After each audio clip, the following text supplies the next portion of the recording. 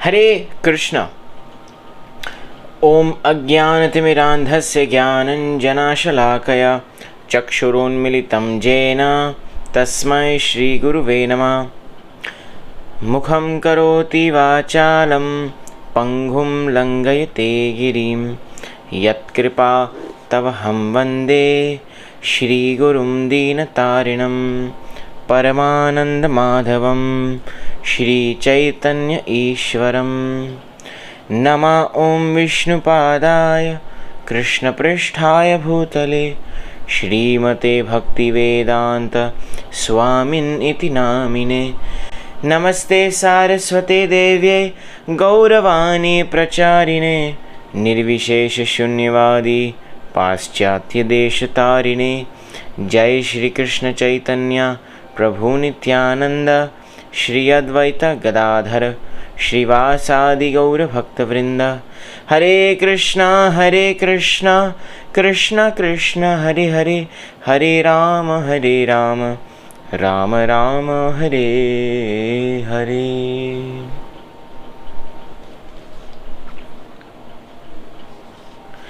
हरे कृष्णा। मैं गुरु गौर कृष्णदास आप लोग सभी का स्वागत करता हूँ। Welcome to our daily reading of Shrimad Bhagavad Gita as it is, जहाँ पे हम हर दिन verse by verse, shloka by shloka Shrimad Bhagavad Gita यथारूप का अध्ययन करते हैं।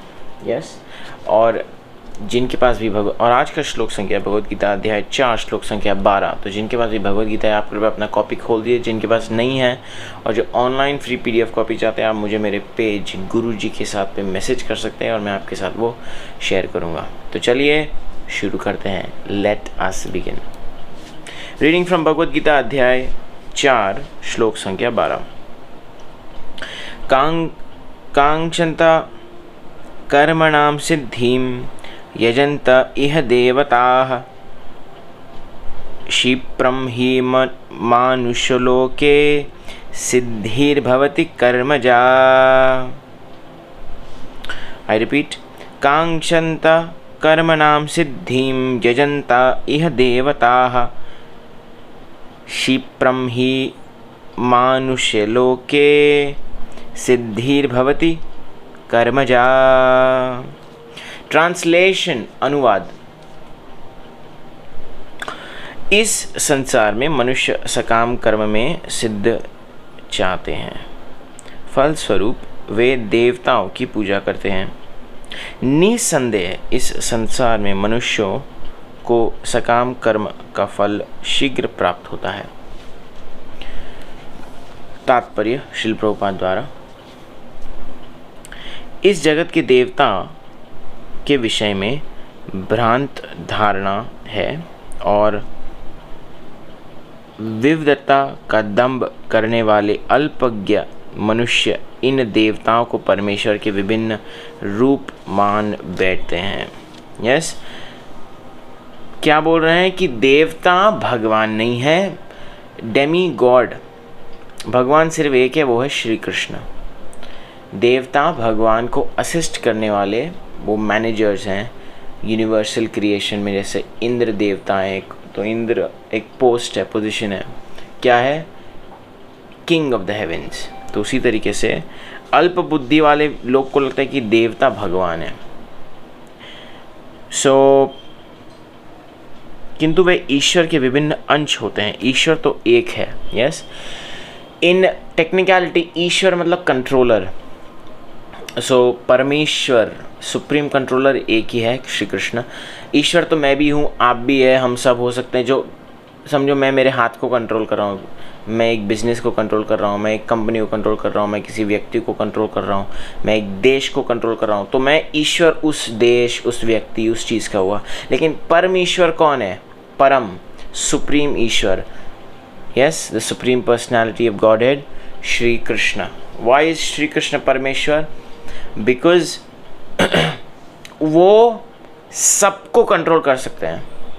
Yes he is controlling everyone and उनको सिर्फ उन पे कोई बंधन नहीं है। He has no rules to follow actually technically. So इसलिए ही इज परमेश्वर। सो ईश्वर परमा कृष्ण कृष्ण ही एकमात्र परमेश्वर है और सभी देवताओं को इस भौतिक जगत का प्रबंध करने के लिए शक्तियाँ प्राप्त हैं।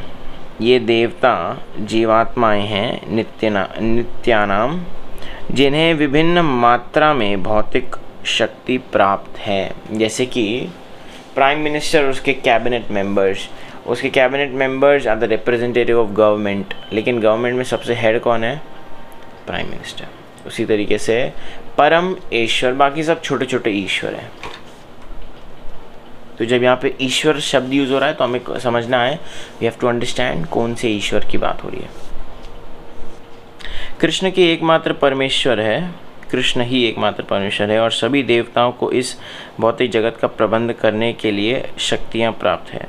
ये देवता जीवात्माएं को इस भौतिक जगत का प्रबंध करने के लिए जो व्यक्ति ईश्वर तथा देवताओं को एक स्तर पर सोचता है वह नास्तिक या पाषंडी कहलाता है। ओके, जो व्यक्ति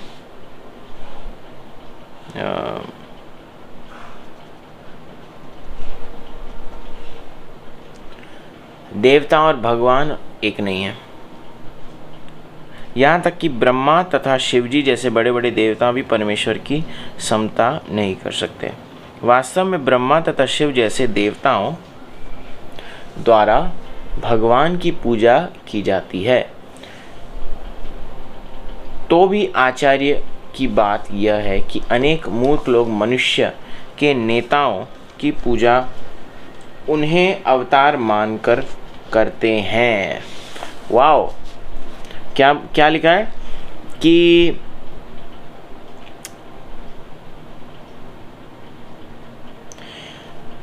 शिवी विरिंची नुतम, कि भगवान को शिवजी और ब्रह्मा जी जैसे देवताओं भी भजते हैं, पूजते हैं।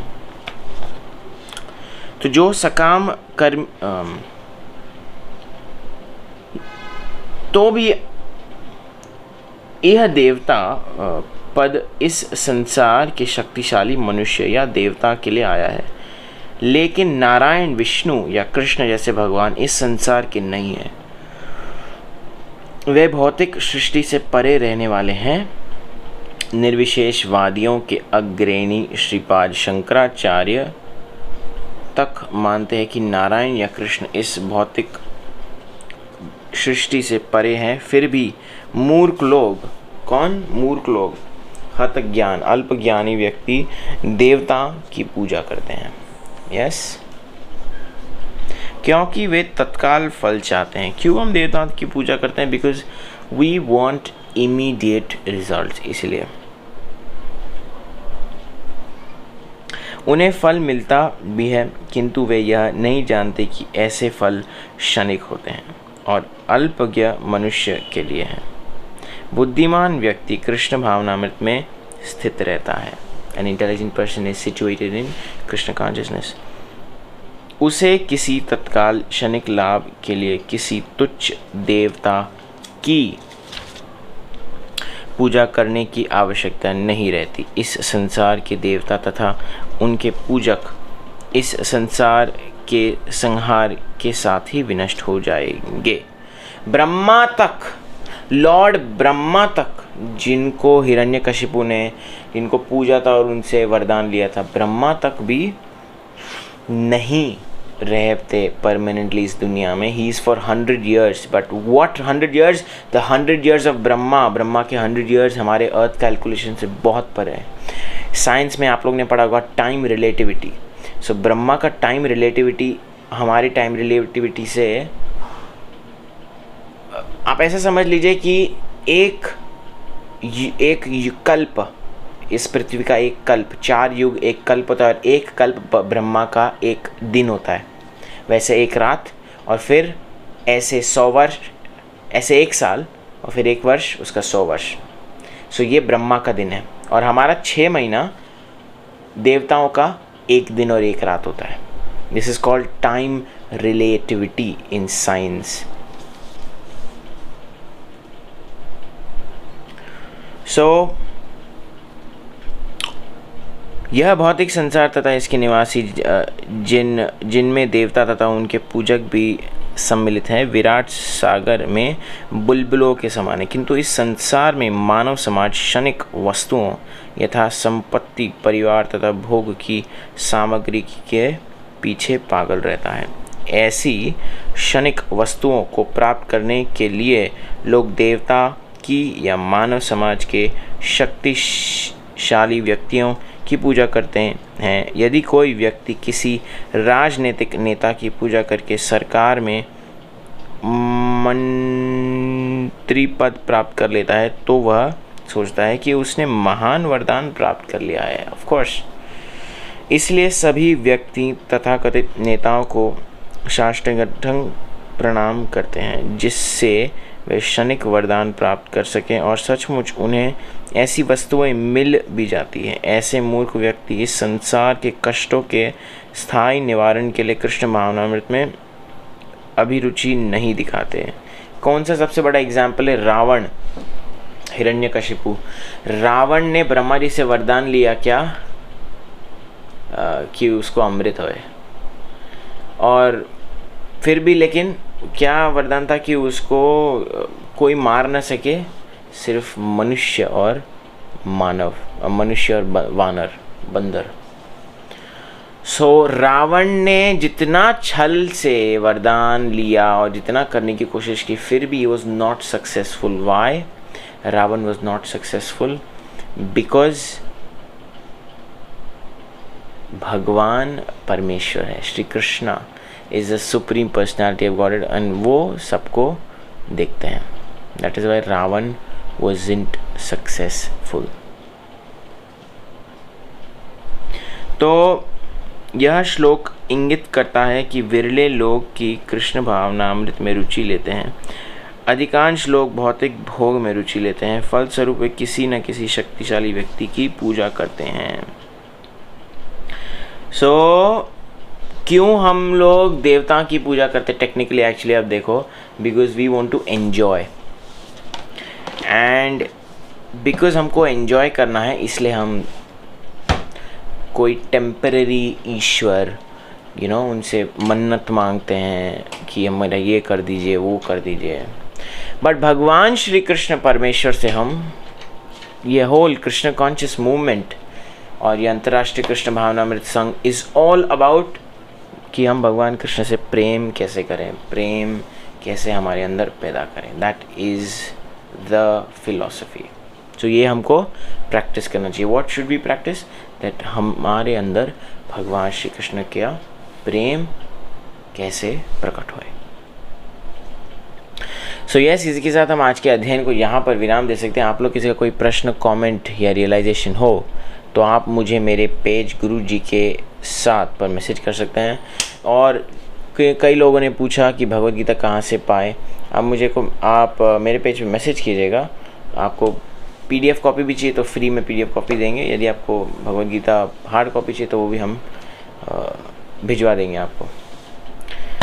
आप लोग सबका जुड़ने के लिए बहुत बहुत धन्यवाद। फिर कल आपको इसी समय इधर ही मिलेंगे। तब तक के लिए हरे कृष्ण। श्रीमद् भगवद गीता की जय। श्रील प्रभुपाद की जय।